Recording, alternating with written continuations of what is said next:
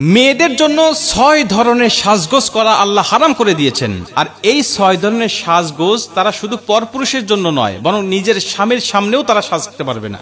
এই সাজগোজ করা আল্লাহ তার স্বামীর সামনেও হারাম করে দিয়েছেন এবং দুনিয়ার সকল মানুষের সামনে, এটা কারো সামনেই সাজতে পারবে না। খুব গুরুত্বপূর্ণ একটি বিষয়।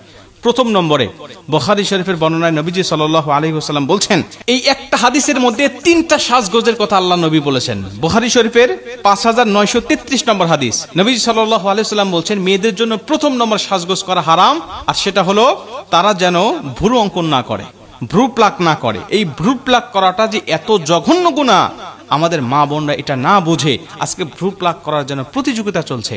বর্তমান বিজ্ঞান বলছে ভ্রু প্লাক করলে কি ক্ষতি হতে পারে চোখের। তারা এত ক্ষতির দিক নির্দেশনা দেওয়ার পরেও, পরামর্শ দেওয়ার পরেও কিন্তু আমরা এগুলো থেকে পিছপা হচ্ছি না। এটা তো দুনিয়ার ক্ষতি। যারা ভ্রু প্লাক করে, নবীজি সাল্লাল্লাহু আলাইহি ওয়াসাল্লাম তাদেরকে জাহান্নামী বলে আখ্যা দিয়েছেন। অতএব ভ্রু প্লাক করা এটা অন্য পরপুরুষের জন্য তো নয়, এমনকি তার স্বামীর জন্য কোনো মহিলা ভ্রু প্লাক করতে পারবে না।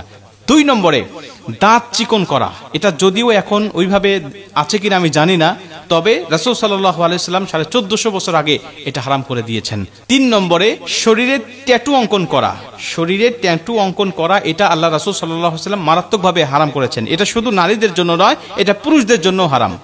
কোন প্রকার মুসলিম তার শরীরে ট্যাটু অঙ্কন করতে পারবে না, এটা হারাম। ৪ নম্বরে কোন নারী পরচুলা লাগাতে পারবে না। পরচুলা এটা অন্য পরপুরুষের সামনেও নয় এবং নিজের স্বামীর সামনেও নয়। রাসূল সাল্লাল্লাহু আলাইহি ওয়াসাল্লাম বলছেন, পরচুলা লাগানো তো দূরের কথা, একটা মেয়ের মাথার চুলের ঝুঁটি কেমন হবে এটা নিয়ে রাসূল সাল্লাল্লাহু আলাইহি ওয়াসাল্লাম দিক নির্দেশনা দিয়েছেন, যে তোমার কাপড়ের উপর দিয়েও যেন কোনো পরপুরুষ আন্দাজ করতে না পারে যে তোমার মাথার চুলটা কত, তোমার চুলের ঝুঁটিটা কেমন।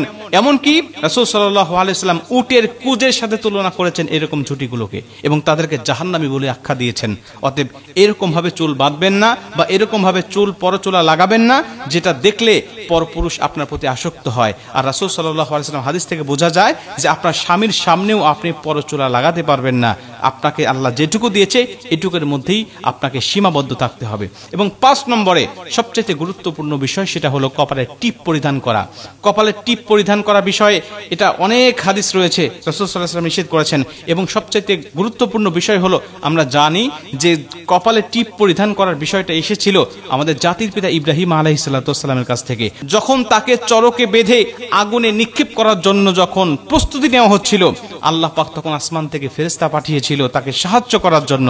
কিন্তু ইবলিস তাকে পরামর্শ দিল, নমরুদকে, যে তুমি এখানে জিনাকারিনী মহিলা যুবক যুবতীদেরকে একত্রিত করে তাদের মাঝে অনৈতিক কাজ তুমি করিয়ে দাও, তাহলে এখান থেকে আল্লাহর ফেরেশতা, আল্লাহর দূতেরা চলে যাবে।